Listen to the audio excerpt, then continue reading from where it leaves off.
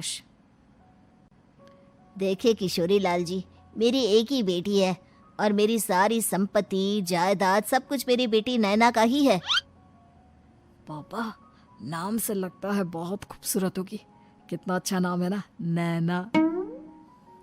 ओ, वैसे बात तो सही है आपकी। अब इतना पैसा है, जमीन जायदाद है, इकलौती बेटी, आप भी क्या करेंगे? सब कुछ उसे ही देंगे ना। बिल्कुल ठीक पहचाना आपने। बस बेटी की शादी और सारी जायदाद उसके नाम। पापा, बिना देखे हाँ कर दीजिए ना। इतना अच्छा रिश्ता फिर कहाँ मिलेगा? माला माल हो जाएंगे हम। मैं अपनी बेटी को बुलाता हूँ। अरे नहीं नहीं नहीं नहीं, आपकी बेटी का नाम नैना है, सुनकर ही लगता है बहुत सुंदर होगी। रहने दीजिए अंकल, मैं तो आपकी बेटी के नाम से ही इतना खुश हो गया हूँ कि उसे बिना देखे शादी करने को तैयार हूँ। अब तो मैं उसका चेहरा सीधे शादी के बाद ही देखूंगा। और इस तरह राघव नैना का चेहरा नहीं देखता और उससे शादी कर लेता है। शादी के बाद अपनी सुहाग रात पर जब राघव नैना का घूंघट उठाकर देखता है तो नैना की आंखें बंद थी। कितनी खूबसूरत हो तुम नैना, जरा अपनी आंखें खोलकर मेरी तरफ देखो तो सही। नहीं, मुझे शर्म आती है।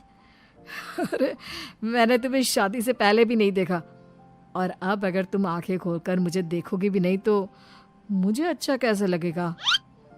इससे पहले कि नैना अपनी आंखें खोलकर राघव की तरफ देखती, अचानक से लाइट चली गई और राघव नैना को पूरी तरह से देख भी नहीं पाया। अगली सुबह नैना राघव के लिए नाश्ता बनाकर लेकर आई। अरे ये क्या, आधा पराठा सेका हुआ है और आधा बिल्कुल कच्चा। ये तुमने क्या किया नैना? बहू, तुमने क्या आधा पराठा तवे से नीचे लटका कर रखा था, जो आधा सेका है और आधा कच्चा?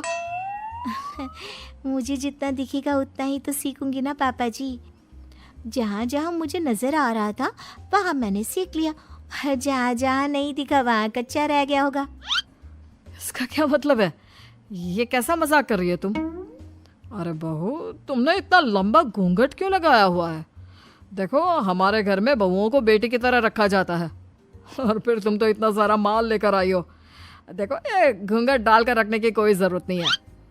हाँ नैना, पापा जी ठीक कह रहे हैं, तुम तो आराम से रहो, अपना ही घर समझो। नैना अचानक से अपना घूंघट उठा लेती है। अरे ये क्या पापा, नैना की तो एक आंख फूटी हुई है।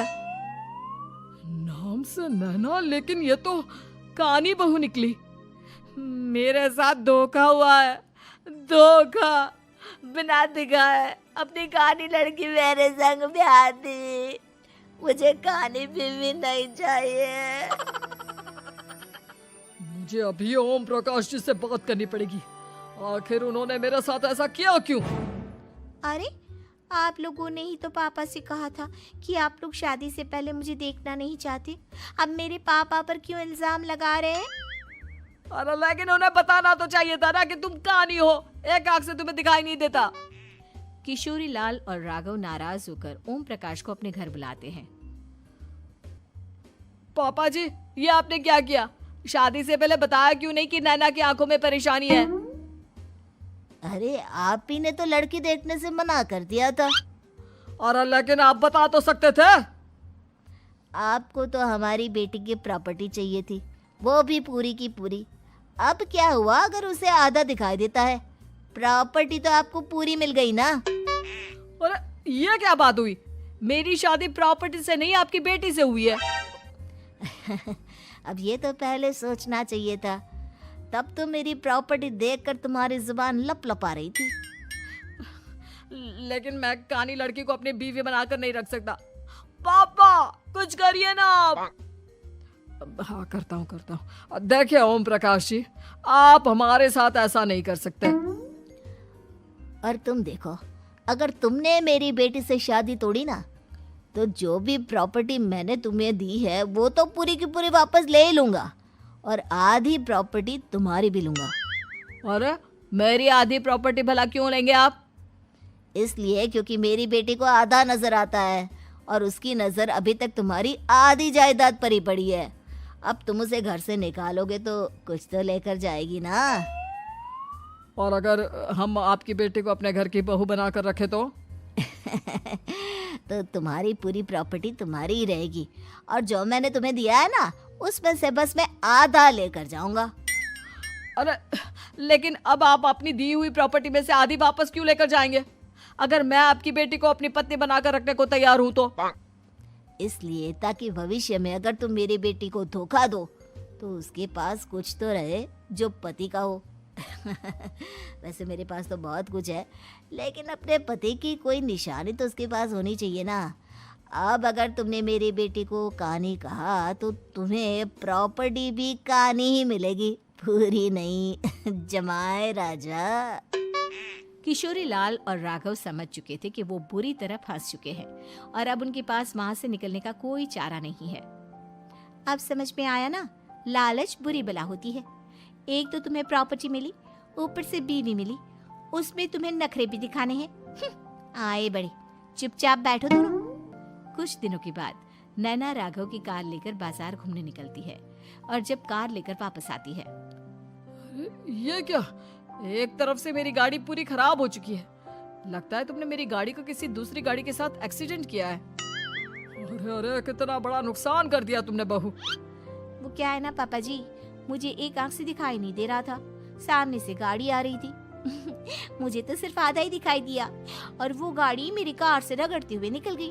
अब मैं क्या करूं बताओ? आप इसे ठीक कराने के पैसे कौन देगा? तुम्हारे पापा? तुमने मुझसे इस तरह से बात की? अभी रुको। नैना राघव की शिकायत ओम प्रकाश को कर देती है। देखो राघव, अब जो मेरी आधी प्रॉपर्टी तुम्हारे पास थी ना, उसमें से आधी और मैं लेकर जाऊंगा, क्योंकि तुमने मेरी बेटी को डांटा। अरे नहीं नहीं पापा जी, गलती हो गई, माफ कर दो।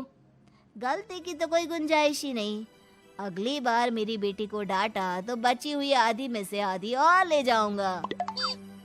लालच के चक्कर में हम दोनों ने बहुत बड़ी गलती कर दी बेटा। एक तो तुम्हें कानी बहू मिली और ऊपर से जो माल मिला वो भी काना। इस तरह राघव की हर एक गलती पर ओम प्रकाश उसकी प्रॉपर्टी का आधा आधा हिस्सा लेकर अपना सारा माल वापस ले गया और राघव को कानी बीवी से काम चलाना पड़ा।